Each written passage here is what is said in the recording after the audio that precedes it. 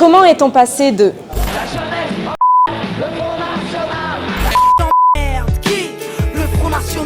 à Il est 20h, voici les premières estimations de ces élections européennes.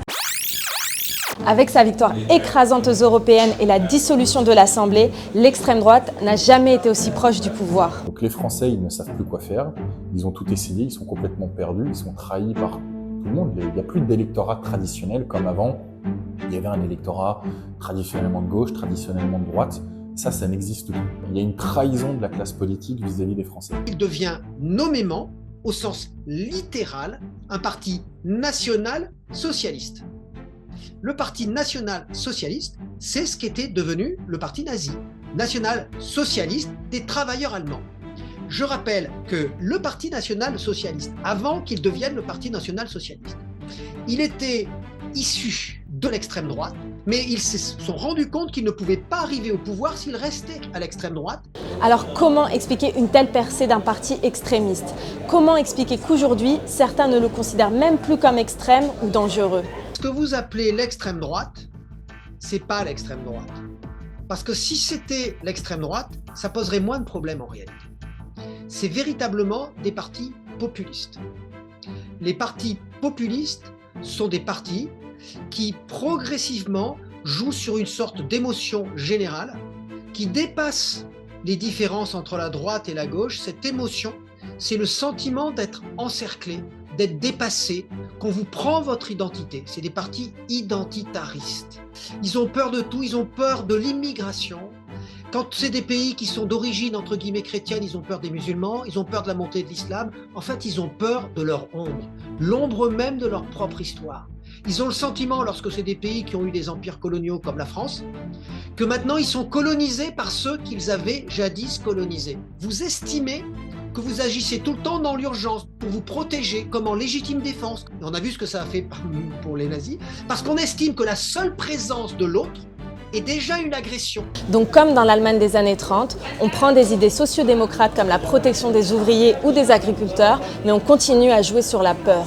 Il y a quand même une dédiabolisation du Rassemblement national qui a été mis en place depuis déjà plus de 20 ans, depuis Marine Le Pen, alors qu'elle n'était même pas encore présidente du parti, c'était encore son père Jean-Marie Le Pen, et qui a ensuite été continué par M. Philippot et par M. Bardella derrière, et qui porte ses fruits. C'est pas nouveau, c'est la 3e élection européenne que le Rassemblement national gagne. Il y a un écart de voix qui est énorme, on est d'accord, mais c'est la 3e fois qu'il gagne. Et c'est pour ça qu'elle a exclu son propre père de son parti. Alors oui, en s'éloignant de son père, qui avait créé le parti avec d'anciens nazis de la Waffen-SS, Marine Le Pen a réussi son pari de dédiaboliser l'extrême droite.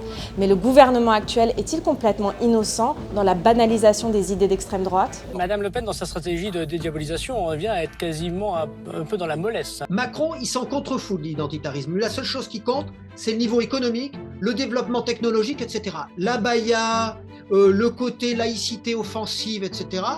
C'est juste qu'il s'en fout totalement. Et quand il a regardé les sondages, il s'est rendu compte qu'il ne pouvait pas l'ignorer. Donc quel moyen il a trouvé pour qu'on n'en parle plus?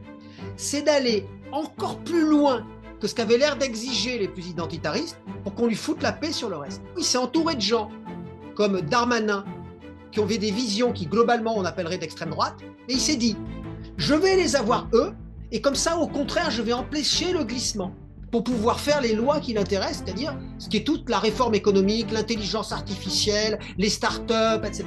Et il semblerait qu'il ait plutôt obtenu l'effet inverse. La France continue de s'effondrer à tout point de vue, le pouvoir d'achat s'effondre, l'insécurité augmente, l'immigration n'est pas contrôlée, la dette de la France explose, et la France à l'international est de plus en plus ridicule. Et les médias dans tout ça? Les médias ont des effets très limités, en réalité, contrairement à ce qu'on croit. C'est-à-dire que la seule chose que peuvent faire les médias, c'est amplifier quelque chose qui existe déjà. Ça veut dire que les médias, elles ont une responsabilité, mais d'amplification, de freinage ou d'amplification. Et pour amplifier, ils ont amplifié.